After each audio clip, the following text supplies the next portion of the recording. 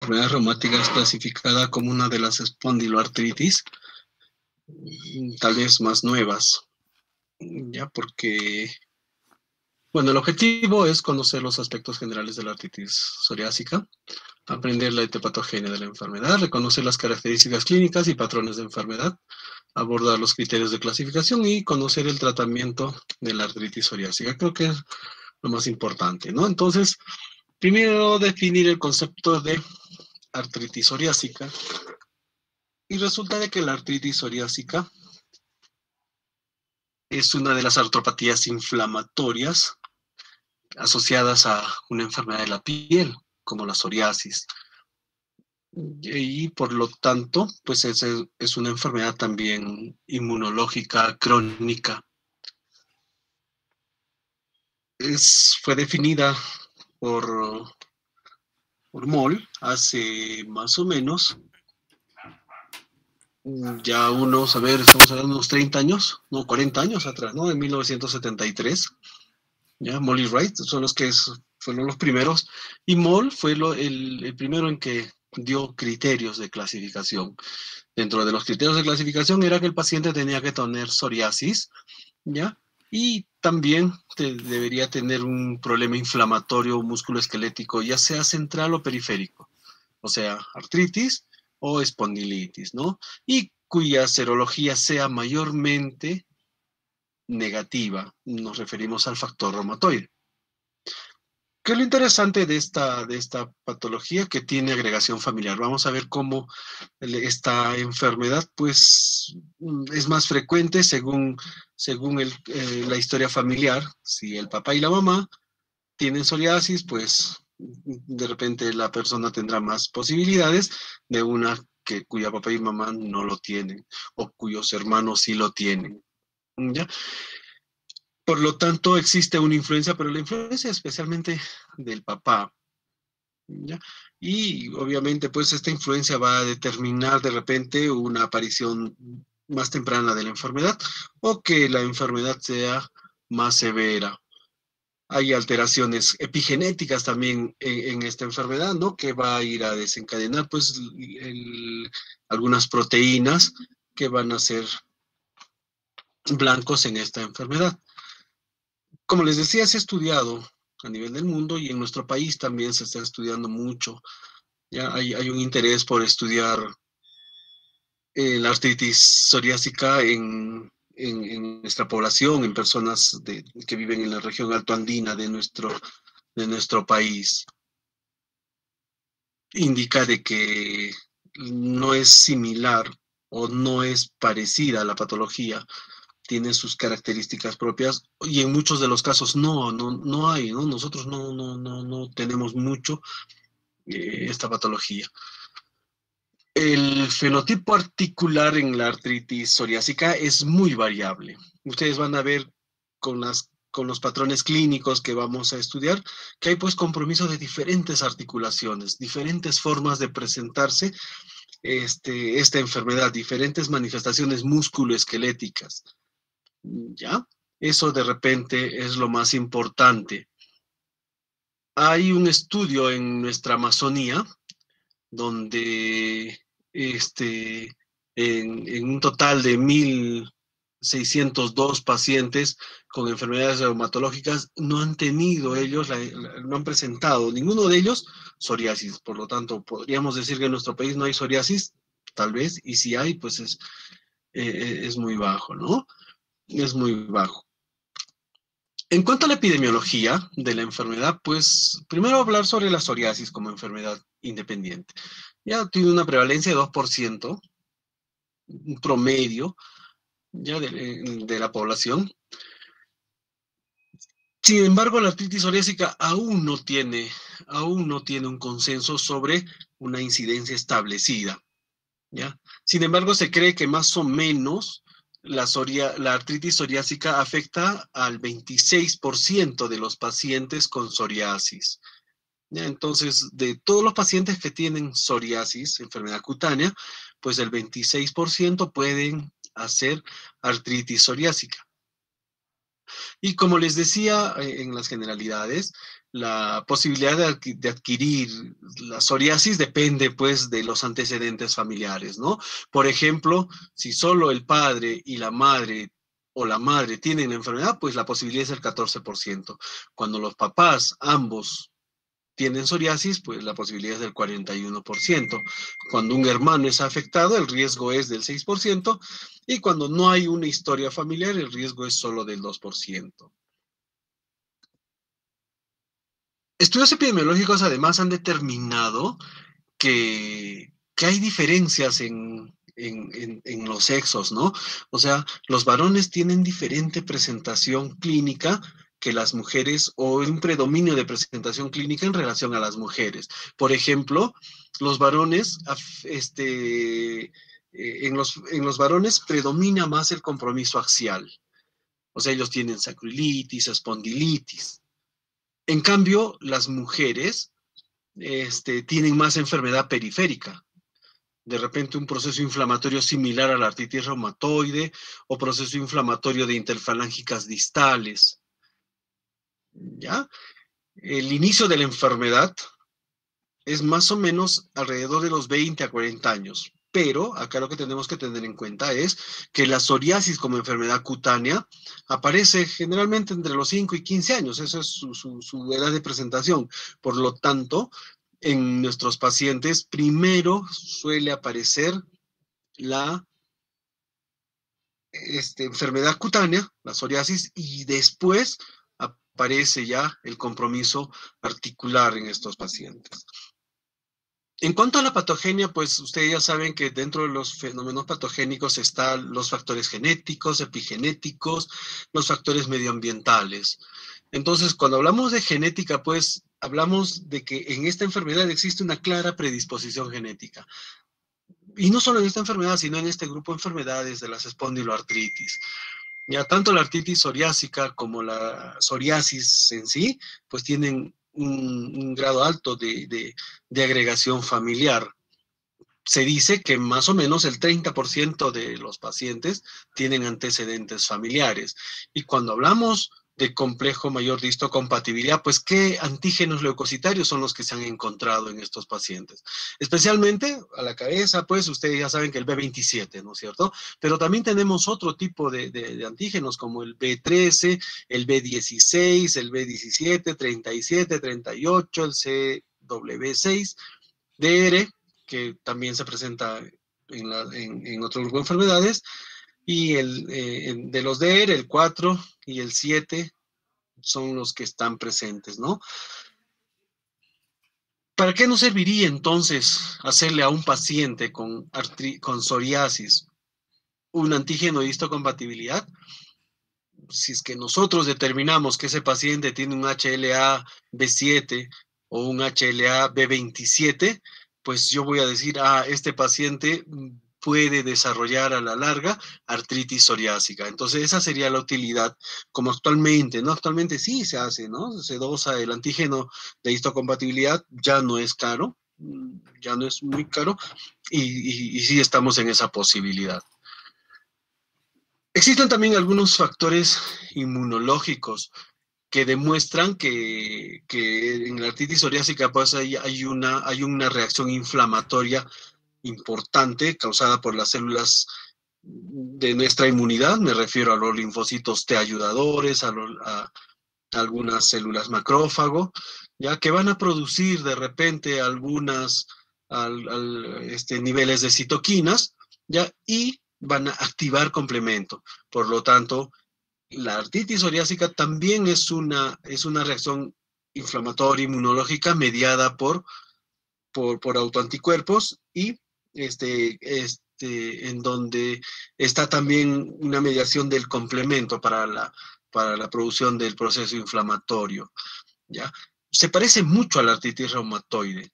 Mucho se parece a la artritis reumatoide. También hay una hiperplasia sinovial, también hay un infiltrado inflamatorio, pero tanto la hiperplasia sinovial como el infiltrado inflamatorio son menos que en la artritis reumatoide. Pero la hiperplasia, la vascularidad, la neovascularización en la artritis psoriásica es mucho mayor que en la artritis reumatoide. Por lo tanto, este aumento de la vascularidad identifica también el proceso, algunas manifestaciones que tienen estos pacientes, porque esta mayor vascularidad no solo se produce en la articulación inflamada, sino también en las placas de psoriasis. Existe un signo que se llama Auspitz, si no me equivoco, en donde nosotros le sacamos un pellejito, por ejemplo, a la piel que está con psoriasis, pues sí tiende a sangrar bastante. Y eso se debe a esta mayor vascularidad. La presencia de citoquinas, pues marca la parte inflamatoria inmunológica en estos casos.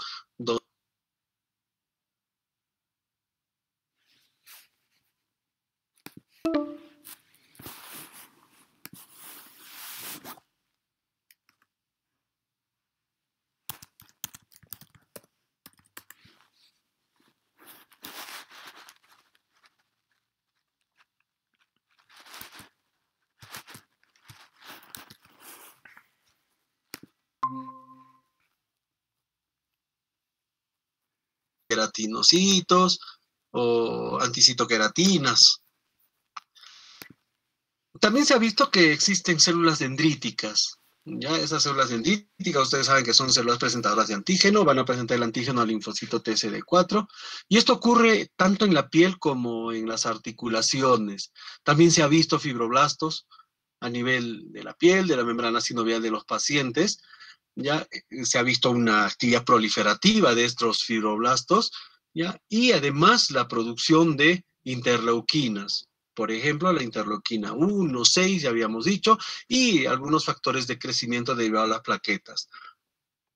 En este caso, en estos pacientes, pues el TNF, si bien es cierto, actúa a nivel de la inflamación, pues también actúa estimulando osteoclastos. Por lo tanto, muchos de los pacientes que tienen artritis psoriásica pues pueden tener osteoporosis producto de la osteoclastogénesis responsable o mediada por el factor de necrosis tumoral alfa, ¿ya?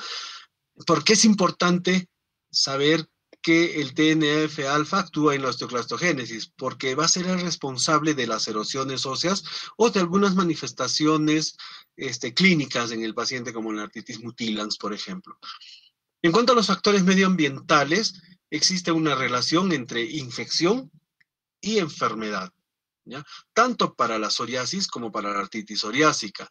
Entonces, ya sean infecciones bacterianas o virales, pues pueden determinar la aparición de la manifestación clínica o exacerbar un cuadro. Implica de que si yo me resfrío y tengo psoriasis, pues de repente esas placas psoriásicas van a tener un brote importante, y si tengo artritis, pues voy a tener recaídas de mi artritis. Se han visto algunos gérmenes asociados. Obviamente pues son estudios ya que no son concluyentes, y se ha visto pues que de repente algunos antígenos estreptocócicos podrían estar presentes, induciendo una respuesta celular, ¿ya? También la psoriasis y la artritis psoriásica se han asociado con algunas infecciones virales, ya les decía. Una de ellas es el VIH.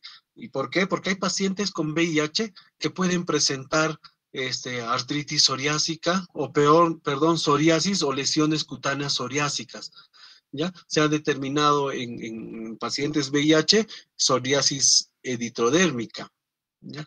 Que en algunos casos puede ser hasta muy extensa. Los traumatismos también se han asociado o sea, están dentro de la patogenia, pero especialmente en algunas de las manifestaciones. Por ejemplo,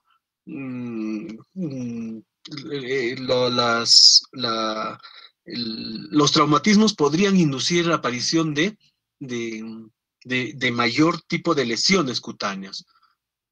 Por eso es que muchas de las lesiones en estos pacientes pues aparecen en los codos, en las rodillas, que son zonas zonas de microtraumas o de traumas, ¿no? Nosotros conocemos un fenómeno, el fenómeno de Koeffner, ¿ya? ¿Y qué es este fenómeno? Es el fenómeno por lo cual uno hace un traumatismo y una lesión de la piel pues se reproduce en el lugar del traumatismo. Generalmente lo hacemos con una aguja, ¿no? Pinchamos una aguja y vemos que donde hemos pinchado la aguja, pues ahí salen las lesiones, en este caso psoriásicas o psoriasiformes. Ya, y esto se debería a que hay pues un aumento de la sustancia P en terminaciones nerviosas en estos pacientes.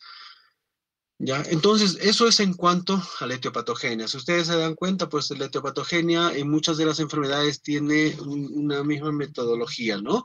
Hay un compromiso genético, epigenético, medioambiental, ¿ya? Algunas veces, y dentro de lo medioambiental está pues el medio ambiente en sí, infecciones bacterianas, infecciones virales y algunas veces problemas hasta hormonales. Entonces, para psoriasis se describen algunos patrones clínicos que vamos a describirlos, ¿ya? Estos patrones clínicos son 5, ¿ya? Primero, la artritis de las articulaciones interfalángicas distales. Recuerden que las interfalángicas distales no se afectan en la artritis reumatoide, por ejemplo, más sí se afectan en la artritis psoriásica y en la osteoartritis. Por lo tanto, cuando yo tengo un paciente con proceso inflamatorio importante en interfalángicas distales, ¿ya? Pienso en osteoartritis, pero además pienso en artritis psoriásica. Otro patrón clínico es una artritis destructiva. También se llama mutilans, ¿ya? O mutilante. Van a ver cómo hay una destrucción a nivel distal de los dedos, el hueso, por este fenómeno de osteoclastogénesis del TNF-alfa, pues los osteoclastos van a ir a destruir, a resorber el hueso, pues y son pacientes que se van a quedar sin falanges, ¿ya? Hay una forma poliartritis simétrica indistinguible de la artritis reumatoide. Obviamente esta es más frecuente en mujeres, ¿ya? La oligoartritis asimétrica, que es inherente a muchas de las espondiloartritis, y una espondiloartritis también. Entonces, estos son los patrones clínicos, ¿ya? En cuanto a la artritis de las articulaciones interfalángicas distales, pues, como les decía, hay un compromiso básicamente de las interfalángicas distales, ¿ya? Fíjense cómo estas interfalángicas distales están inflamadas, están tumefactas. ¿Ya? Y esto se presenta en el 5%, ¿ya? Como primera manifestación de la enfermedad, ¿ya? Generalmente el compromiso de estas articulaciones interfalángicas distales se van a asociar mucho a distrofias unguiales, obvio, pues, ¿no? Acá yo tengo la placa, la placa unguial, pues, y por el proceso inflamatorio se afecta y voy a tener distrofias unguiales, ¿ya? Y también como más o menos quiere pasar en este dedo, pues dactilitis, ¿ya? Entonces, la artritis de las interfalángicas distales se asocia a distrofias unguiales y a dactilitis, ¿ya? Entonces, fíjense cómo acá yo tengo pues estos cambios de la uña, ¿ya? Tengo cambios en la uña, en esta mano, en este paciente también, pero fíjense cómo yo tengo acá unos hoyuelitos, no sé si logran distinguir, espero que sí, o acá, ¿ya? Parece que yo tuviera, parece bastantes cráteres menuditos, ¿no? Eso se llaman pitting. Y vamos a ver cómo este pitting es importante para el diagnóstico de la artritis psoriásica. La segunda forma, el segundo patrón, es la artritis destructiva. Ya, por suerte que se presenta en pocos casos, en menos del 5%. ¿Ya? Y como les decía, aquí lo que nosotros tenemos es una artritis erosiva, ¿ya? Que va a deformar, y fíjense cómo va a resorber el hueso. El proceso inflamatorio donde se está produciendo el TNA-alfa va a producir osteoclastogénesis y estos osteoclastos van a resorber el hueso, de tal manera que yo me voy a quedar sin falanges. Acá, por ejemplo, tengo el metacarpiano, una falange, otra, la falange proximal, media, y ya no tengo distal, y si se han dado cuenta, la falange proximal pues está ni a la mitad, ¿ya? Lo propio en este dedo, ¿ya? Entonces, ¿qué es lo que me va a dar esto? Como la parte de la piel la parte de la piel está indemne y solo yo no tengo el soporte óseo, pues voy a tener un dedo en telescopio. Si a este dedito yo lo estiro, pues va a parecer un dedo normal. ¿Ya? Por eso es que se llaman los dedos en telescopio, ya lo propio en esta mano, ¿no? Si yo estiro este dedo, pues lo puedo acomodar y puedo suponer que está normal, ¿ya? Mm, Obviamente el proceso de resorción, pues, no es de la noche a la mañana, ¿no? Por lo tanto, estas artritis mutilans, estos dedos en telescopio, se presentan en pacientes que tienen la artritis de larga evolución, ¿ya? Aquí otros casos, ¿no? Fíjense cómo acá yo tengo falange proximal media, la parte media está resolvida y la parte distal por acá. Aquí lo propio, ¿no? Falange proximal, inclusive con una subluxación, y la parte, la falange media, pues resolvida, lo propio en estos huesos, ¿ya? Esta es una radiografía de este paciente y fíjense cómo los dedos pues están, entre comillas, acortados y deformes, pero si yo le acomodo la mano, le extiendo, pues probablemente pueda lograr una mano aparentemente normal. La forma de repente, una de las formas más frecuentes es la poliartritis simétrica indistinguible de la artritis reumatoide. ¿Ya? Se presentan hasta en el 33% de los pacientes, ¿ya? Y como les decía, es más frecuente en mujeres. ¿Ya? No se olviden, las formas poliarticulares, más frecuente en mujeres, las formas espondilíticas, oligoarticulares, en varones. ¿Ya? ¿Y por qué se llama clínica indistinguible de la artritis reumatoide? Porque se parece mucho a la artritis reumatoide. O sea, tiene afectación de interfalángicas proximales, metacarpofalángicas, carpos. ¿Ya? ¿Qué es lo que lo diferencia? Pues en estos casos hay una mayor evidencia de resorción ósea. ¿Por qué? Porque en la psoriasis, pues el TNF-alfa está que induce a la osteoclastogénesis, ya hemos dicho. En el caso de la artritis psoriásica, puede afectar tanto a pequeñas articulaciones como a grandes articulaciones, ya sea de las manos y de los pies, ¿ya? Entonces, pues por eso es que se llama indistinguible. ¿Y dónde vamos a tener el problema, como vamos a ver cuando hagamos diagnóstico diferencial? En la presencia del factor reumatoide. Teóricamente, el factor reumatoide en la artritis psoriásica debería salir negativo, pero existen unos pocos casos en donde el factor reumatoide puede salir positivo a títulos bajos y eso de repente confundirnos más. La otra variedad es la oligoartritis asimétrica, ¿ya? Y la oligoartritis asimétrica, así como en los niños hemos visto que hay la oligoartritis, es pues la más frecuente aquí. Entonces, en frecuencia, la oligoartritis, después sigue la poliartritis, después las otras variedades, ¿ya? Y como les decía, predomina en varones, ¿ya? Tanto la espondiloartritis como la oligoartritis asimétrica predominan en varones y las formas poliarticulares predominan en mujeres. En este caso puede comprometer las articulaciones de los miembros inferiores. Fíjese cómo acá este paciente tiene sus placas de psoriasis, ¿ya? Y hay un compromiso de las rodillas, especialmente de esta.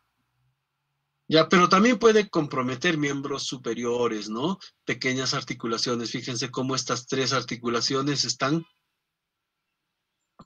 tumefactas. Esta también está tumefacta. Ya, pero esta mano está libre. Por lo tanto, por eso es que digo oligoartritis, 1, 2, 3, 4 articulaciones, oligoartritis, ya asimétrica, o sea, solo es en un lado. Este lado está perfecto o está conservado. Y finalmente la espondiloartritis, ¿no? La espondiloartritis, la variedad es espondiloartritis, o sea, su mayor compromiso clínico es en la columna. Se presenta en el 20 a 40% de los pacientes. Ya, es más frecuente en varones, especialmente en etapas avanzadas. ¿Y qué es lo que caracteriza a la espondiloartritis? El compromiso de la columna vertebral, ¿ya? Ustedes han visto cuando han hecho espondilitis anquilosante, vuestros compañeros, pues ellos han hecho una serie radiográfica donde hay un compromiso, ¿ya? De las vértebras, del eje axial. Pues acá pasa lo mismo, ¿no? Por lo tanto, estos pacientes pueden presentar sindesmofitos paramarginales, ¿ya? ¿Qué los caracteriza a estos sindesmofitos paramarginales? La base, ¿no? Tienen una base gruesa, ¿ya? Y que generalmente sale pues de todo el cuerpo vertebral. En este caso no hay afectación del disco intervertebral, ¿ya? Y existen dos formas en este patrón clínico: la forma anquilosante y la forma erosiva e inflamatoria. ¿Ya? En, en, en la artritis psoriásica también podemos tener compromiso de las articulaciones sacroiliacas, ¿ya? Donde la característica principal es que suele ser asimétrico. Por lo tanto, acá vemos unas radiografías, fíjense cómo este sindesmofito marginal pues tiene la base ancha, está saliendo casi de todo el cuerpo vertebral, ¿ya? Este es un sindesmofito marginal. Esto es un sindesmofito común, como que se presentan en, en la espondilitis anquilosante, ¿no? Fíjense cómo acá el proceso inflamatorio ha hecho que haya una osificación, calcificación del ligamento, ya en dirección a este ligamento. Acá tenemos un compromiso de una articulación sacroiliaca, esta está preservada, pero acá fíjense cómo yo tengo un proceso inflamatorio, apenas distingo la articulación sacroiliaca, lo propio en esta imagen, ¿ya? En esta imagen ya también en este lado yo tengo un compromiso de la articulación sacroiliaca, este está más preservado. Otras manifestaciones musculoesqueléticas, como en todos los procesos, todas las enfermedades que estamos viendo, pues la dactilitis, ¿no? Ya se dice que más o menos el 30% de los pacientes cursa con dactilitis. ¿Ya? ¿Y qué es la dactilitis? Ya lo han definido sus compañeros. También se llama dedo en salchicha, ¿ya? Y puede afectar, por afectación inclusive del periósteo, ¿no? En la clase anterior hablábamos que en la dactilitis se produce una inflamación articular, una inflamación del tendón y su sinovial, ¿ya? O también puede haber hasta inflamación del hueso, del periósteo, una periostitis, ¿ya? Entonces, eso es lo que nos causa esta famosa dactilitis, especialmente en los dedos del pie, pero también puede ocurrir en los dedos de la mano, ¿no? Entonces, fíjense cómo acá este pie, pues, está engrosado, está inflamado, está tumefacto. Ya, en relación a los otros, pues este es un dedo en salchicha, o ya es una dactilitis. Y lo propio ¿no? El segundo dedo, fíjense cómo está hinchado a expensas de la tumefacción de esta interfalángica proximal. Algunas veces puede haber compromiso de la interfalángica distal también, las metacarpofalángicas, ¿ya? Que va a determinar el proceso inflamatorio de toda esta región, de, dando como resultado el dedo del salchicha. Otra manifestación es la tenosinovitis. Y la tenosinovitis, ¿a quiénes pueden afectar? Primero a los flexores de la mano, ya los dedos flexores de la mano. Son pacientes que vienen, a veces no pueden cerrar la mano y uno les toca la palma. Cuando tengan un dolor o una sensación de rigidez en el paciente, nunca se olviden de examinar tendones flexores, ¿ya? ¿Por qué? Porque ahí vamos a tocar de repente engrosamientos o el tendón está sensible, doloroso. Un tendón habitualmente comprometido es el cubital posterior, ¿no? El tendón del cubital posterior. La fascia plantar también puede comprometerse, y principalmente el tendón de Aquiles, como en el caso de la fotografía. Fíjense cómo este tendón ya es delgado, tiene una buena forma. En cambio acá pues está tumefacto, está hinchado, prácticamente no se distingue muy bien el tendón. ¿Ya? Entonces, ¿a qué nos puede llevar una tenosinovitis? Nos puede llevar una tenosinovitis a alteraciones en la actividad, en la función de la extremidad. En este caso, este paciente pues va a cojear, no va a poder levantar el pie, no va a poder caminar adecuadamente. Si yo tengo una tenosinovitis en las manos, yo no voy a poder hacer la flexión o la extensión, ¿ya? Si, dependiendo de la cantidad de dedos, pues yo puedo tener hasta dedos en resorte o ¿cómo también se llama? Mm, este, dedo en gatillo. La entesitis, también la entesitis, que es una característica en general de muchas espondiloartropatías, ¿no? Hay una inflamación en los procesos donde los ligamentos, los tendones se unen al hueso. Ya no se olviden. Aprendan los puntos de entesis. Un consejo. Ya, como en el caso acá tenemos, pues fíjense como en la inserción del Aquiles en el calcáneo, tenemos un proceso inflamatorio. No, esta zona está dolorosa, tumefacta, en relación al pie contralateral. ¿Ya? Entonces, ¿dónde son los lugares más frecuentes? En la fascia plantar, en el tendón de Aquiles, la inserción de los tendones en la rodilla, o sea, en el proceso tibial anterior, hombros, en la pelvis, en los ilíacos. Entonces, son los lugares donde nosotros tenemos que buscar la entesis, ¿ya? Estas son fotos de un paciente que he tenido la oportunidad de ver. Ya fíjense cómo hay lesiones psoriasiformes, ¿ya? Puntatas en placa. ¿Ya? Y fíjense cómo su dedo tiene dactilitis. ¿Ya? Lo propio aquí. Lo propio, ¿ya? Hay compromiso de interfalángicas distales. ¿Ya? Si hacemos una aproximación seguramente de estos dedos, pues son dedos así, sutiles, cambios sutiles, pero de onicodistrofia. En él, si no me equivoco, no he visto pitting, no recuerdo, pero fíjense cómo yo tengo acá además un compromiso de los tendones, Aquiles, las placas de psoriasis, y acá tengo una dactilitis en ese paciente. Entonces fíjense cómo los pacientes pues a veces pueden venir con todo un grupo importante de signos, sintomatología. A la vez, estas son fotos tomadas en un solo momento. ¿Ya? Y obviamente después también tengo el seguimiento, pues donde ya no tengo yo estas placas, por ejemplo, o ya estas zonas han mejorado. ¿Ya? Entonces acá yo tengo una dactilitis. Fíjense cómo este dedo es más ancho que este inclusive. Acá tengo compromiso de interfalángicas distales. ¿Ya? Tengo onicodistrofias. ¿Ya? Tengo tendinitis aquilea. Entonces es un paciente interesante. Como hemos visto en este paciente, pues hay compromiso de las uñas, ¿no? ¿Y en qué consiste el compromiso de las uñas? Pues primero que se observa hasta en un 90% de los pacientes. Ya, entonces es un lugar que nosotros tenemos que de alguna manera examinar. ¿Ya? Hemos dicho que se presenta generalmente en el patrón de compromiso de interfalángicas distales. ¿Ya? Obviamente el proceso inflamatorio puede afectar lecho unguial o matriz unguial y alterarnos pues la formación de la uña.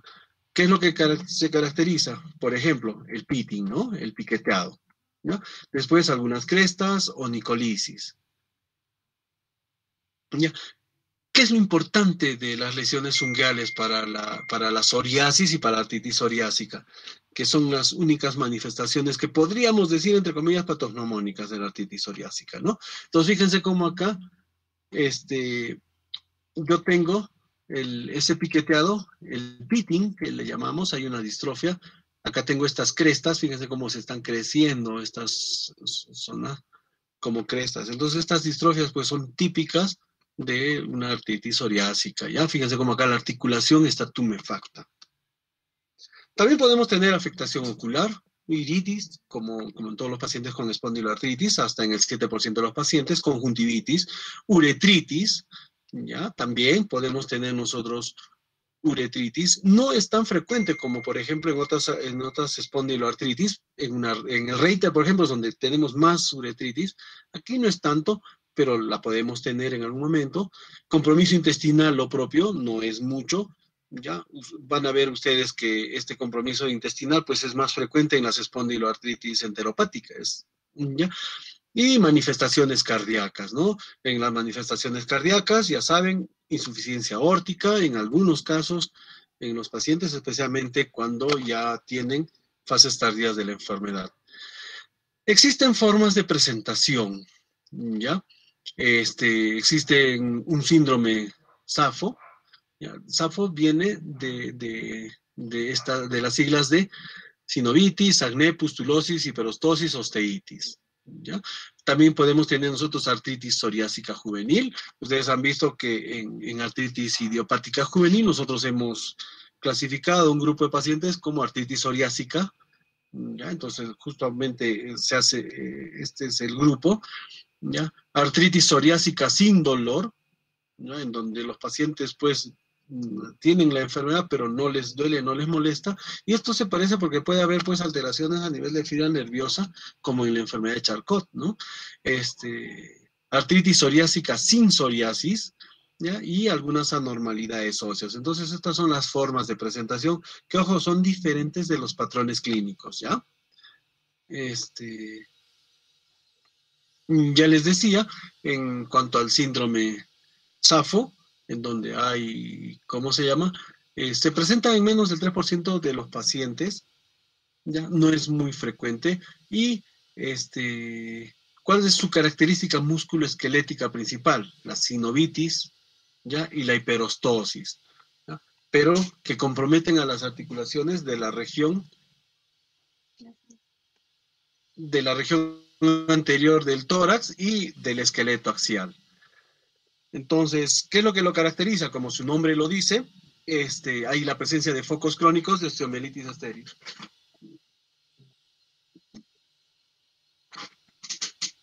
En relación a la artritis psoriásica juvenil, ya saben, la artritis psoriásica juvenil se presenta cuando el paciente tiene menos de 16 años, ¿ya? Forma parte del grupo de las espondiloartritis idiopáticas de la infancia. En este caso, a diferencia de la enfermedad adulta, la artropatía puede preceder a la aparición de la psoriasis hasta en el 50% de los casos.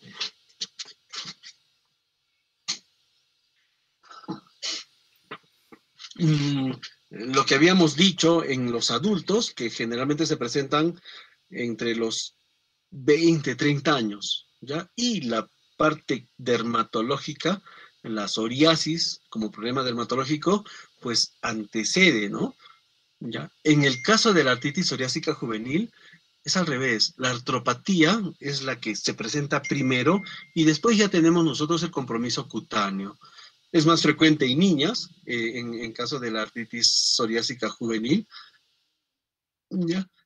Puede progresar a una poliartritis, tal vez por eso es que es más en niñas, ¿ya? Y en muchos de los casos podemos nosotros llegar a tener uveitis crónica, y si es que nosotros les dosamos a estos pacientes anticuerpos, pues podemos tener de repente la presencia de autoanticuerpos. Eso hemos visto en artritis idiopática juvenil, y ustedes saben que la presencia de ANA positivo en un paciente con artritis idiopática juvenil, pues nos ayuda mucho a de repente predecir compromiso ocular, ¿no? Una uveitis crónica anterior en estos pacientes.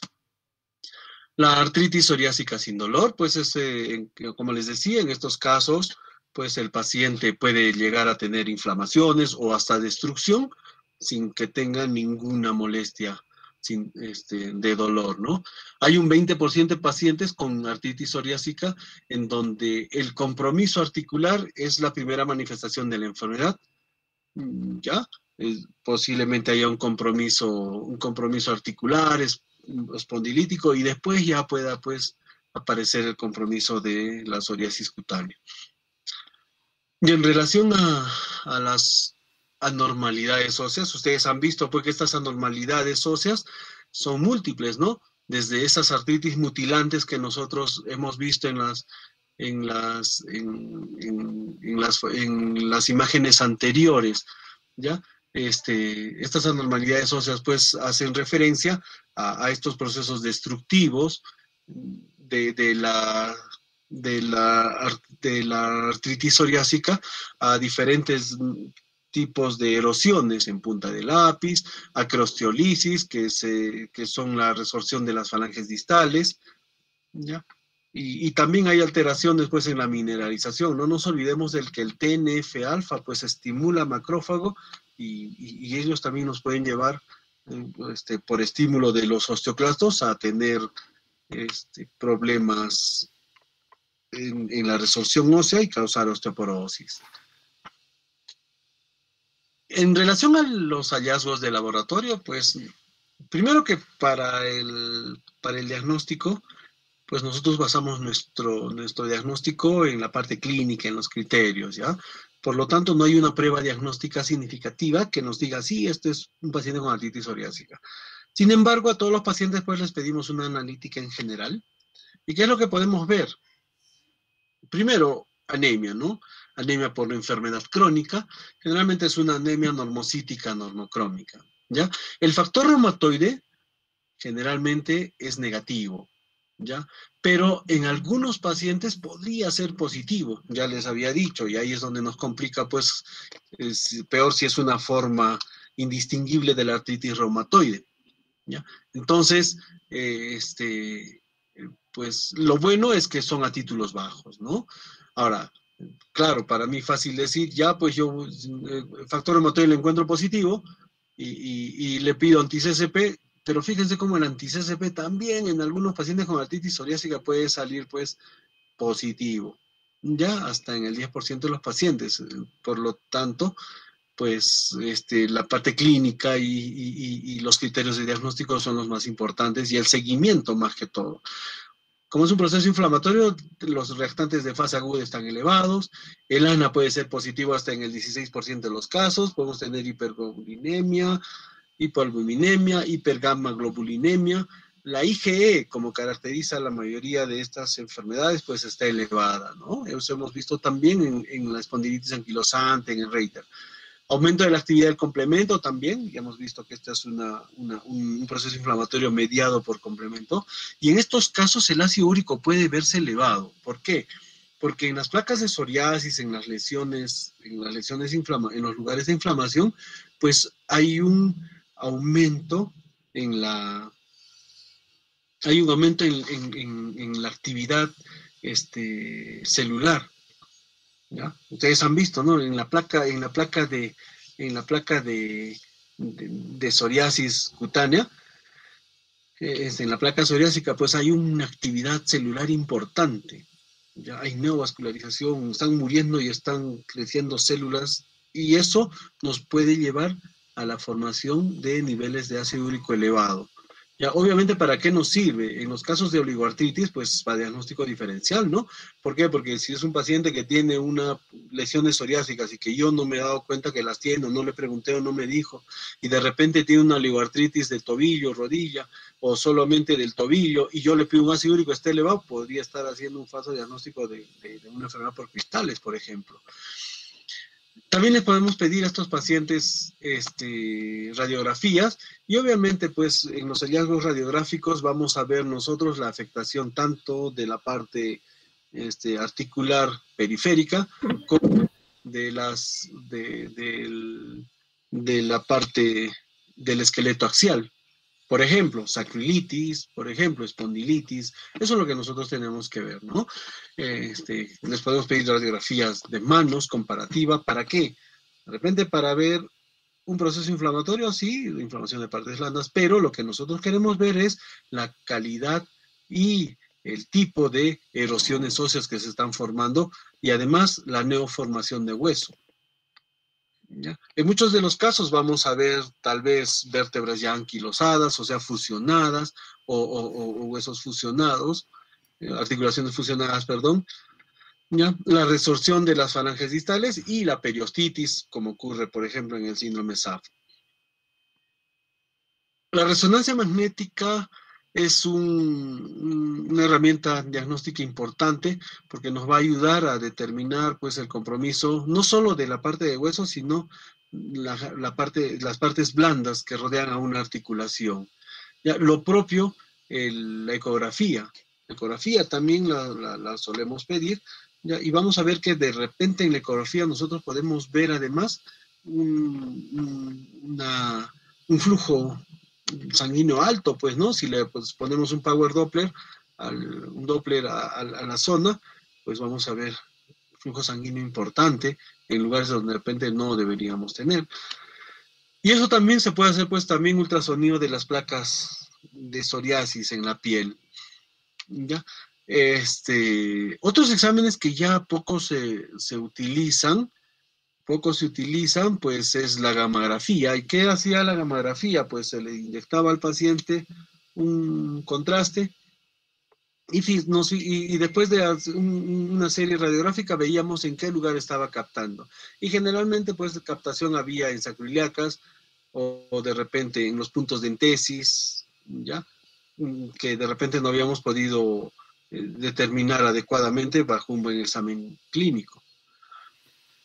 Con todo esto, nosotros tenemos que hacer pues un diagnóstico, ¿ya? Y para hacer nuestro diagnóstico y nuestra clasificación diagnóstica, perdón, pues utilizamos criterios, ¿ya?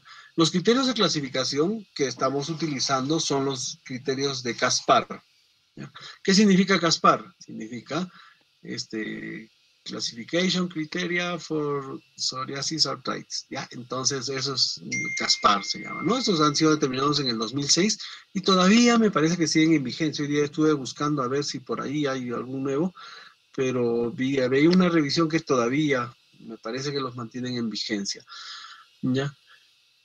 Por lo tanto, pues tenemos que hacer uso de esta herramienta, de los criterios de clasificación, para ayudarnos y de repente hacer un diagnóstico mejor y más temprano, ¿ya? ¿Qué es lo que nos dice? Enfermedad articular o periférica, espinal o entecítica, con 3 o más puntos de los siguientes. A ver, ¿cuáles serían los siguientes? Los criterios. Tenemos 5 criterios. Uno de ellos es la presencia actual de psoriasis, historia personal o familiar de psoriasis.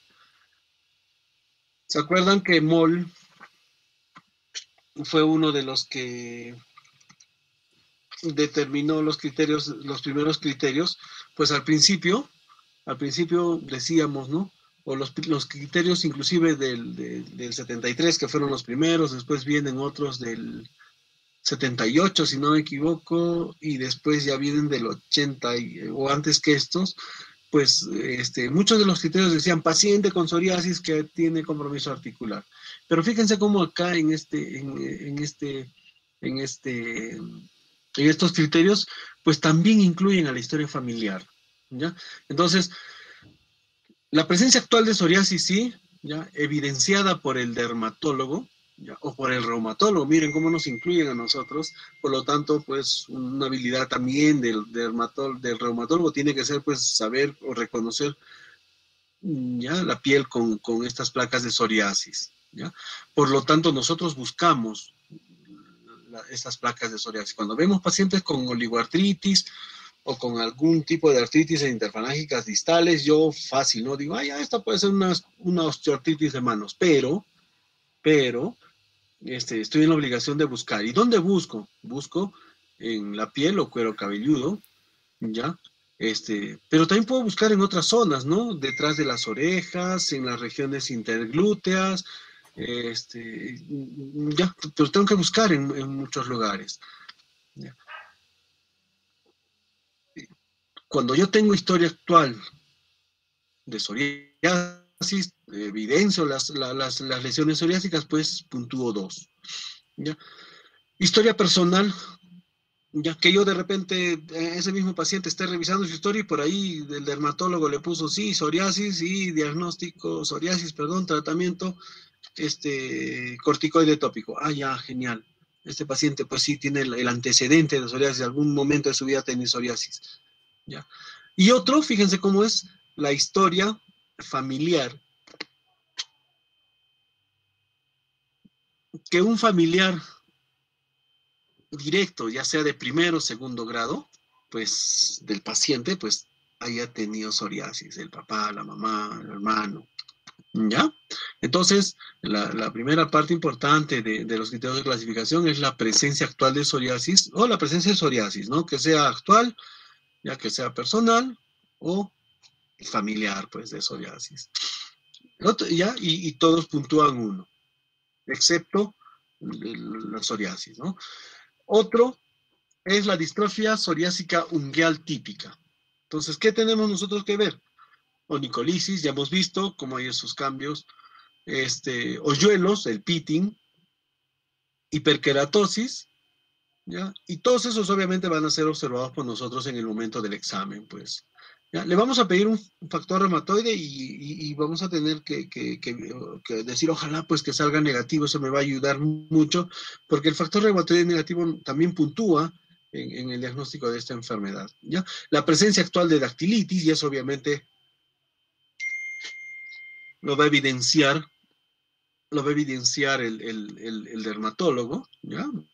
Así como hemos visto nosotros en las imágenes, vamos a ver nosotros en las manos o en los pies del paciente, ¿ya? Y una evidencia radiográfica de neoformación yuxtaarticular.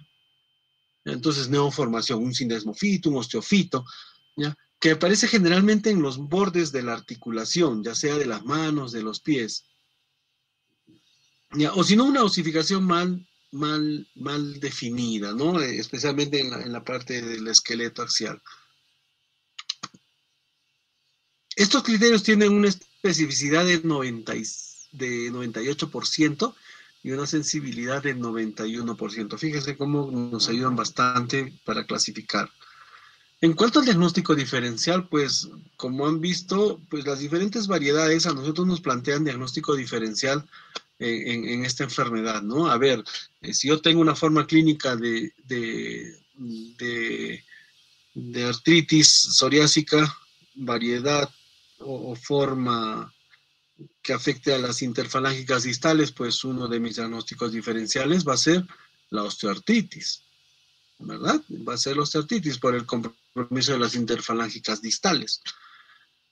Obviamente, pues, la presencia de la inflamación o la intensidad de la inflamación más los cambios radiográficos, pues, me van a ayudar a mí a hacer el diagnóstico. Otra enfermedad con la que se hace diagnóstico diferencial es la artritis reumatoide. Y la artritis reumatoide, fíjense cómo tiene ciertas características ya en relación a la artritis psoriásica. Primero que la artritis psoriásica es igual la frecuencia en varones y mujeres, no hay distinción, dicen. Pero, ¿dónde está la distinción? En las variedades, ¿no? Si fíjense cómo la artritis reumatoide es mayor en las mujeres, pues la presentación de artritis similar o indistinguible de la artritis reumatoide, pues también suele ser más en las mujeres. El inicio es insidioso o también puede ser agudo en la artritis psoriásica en relación a la artritis reumatoide, ¿ya? Las interfalángicas distales no se afectan en la artritis reumatoide por un caso. En cuanto al modelo articular, pues en la artritis psoriásica generalmente, o en muchos de los casos, suele ser asimétrico, ¿ya? En la artritis reumatoide no tenemos dactilitis, no tenemos entesitis, no tenemos sindesmofitos, ni sacroilitis, ni proliferación ósea, cosa que sí lo tenemos en la artritis psoriásica. El factor reumatoide también es raro, ¿no? ¿Ya? Los nódulos reumatoides también no se encuentran. Si yo encuentro el nódulo, pues digo, yo me voy más por el lado de la artritis reumatoide que por una artritis psoriásica. Ya, la afectación cutánea también no se presenta en la artritis reumatoide, o si se presenta es rara y es de otro tipo. ¿Ya? Y bueno, acá en cuanto si yo a un paciente con artritis psoriásica o con placas psoriásicas, pues puede frecuentemente asociarse al síndrome de inmunodeficiencia humana, ¿no? ¿Ya? También se puede haber diagnóstico diferencial con otras formas de espondiloartritis, como la espondilitis anquilosante, la enfermedad de Reiter o la enfermedad inflamatoria intestinal que estamos haciendo. Ya, por lo tanto, cuando nosotros tenemos un paciente que tiene el antecedentes o las lesiones psoriásicas y presenta articulaciones inflamadas, pues nosotros eso nos va a ayudar mucho a hacer el diagnóstico, ¿ya? Será fácil, como dice aquí el enunciado, cuando el paciente tiene el factor reumatoide negativo, nos va a complicar la vida, así que por ahí es positivo, ¿no? Por las cosas que les hemos dicho, ¿ya?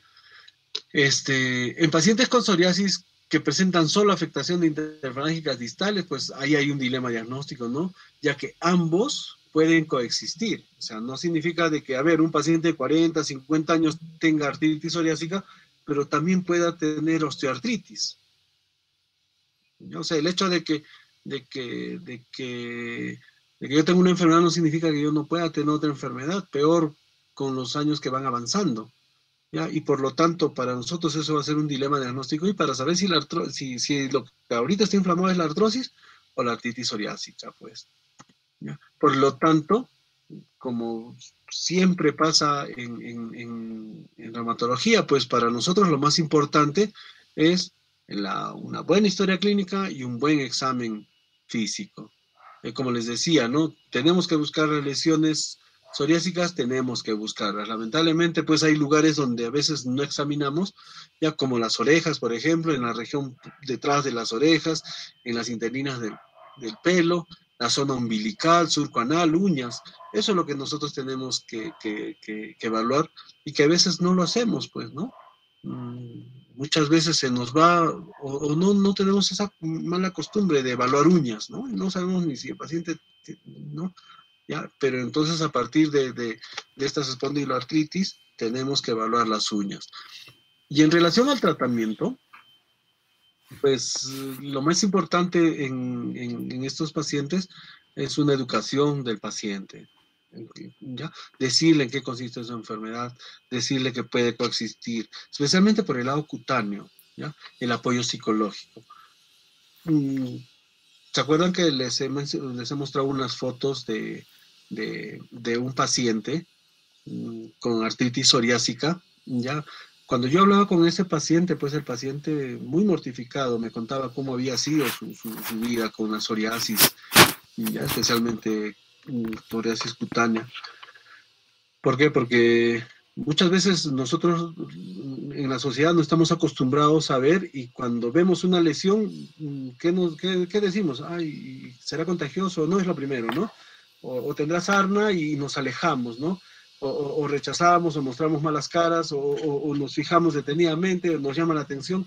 Y de todas maneras, todo eso puede hacer que el paciente se sienta mal.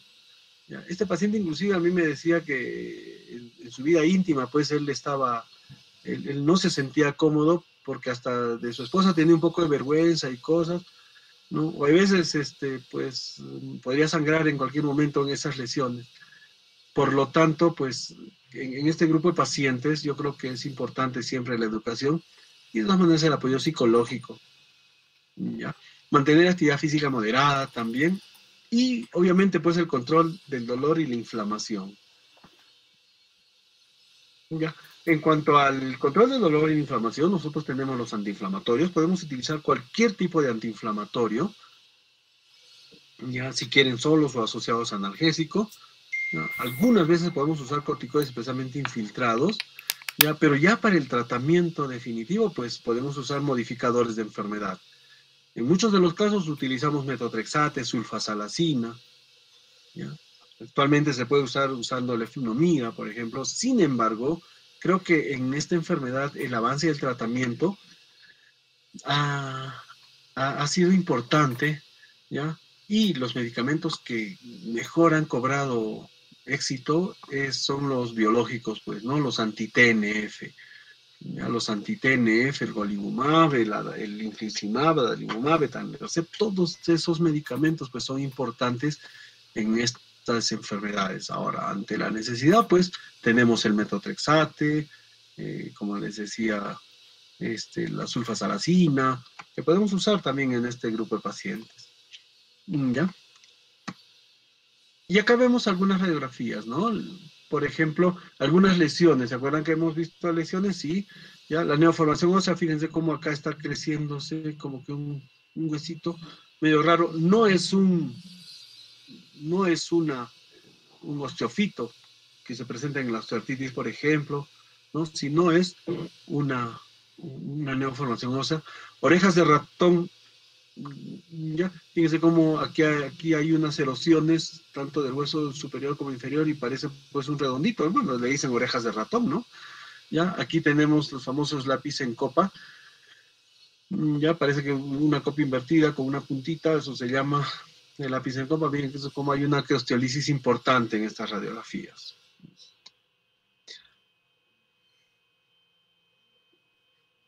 Eso es todo. Entonces vamos a seguir la clase.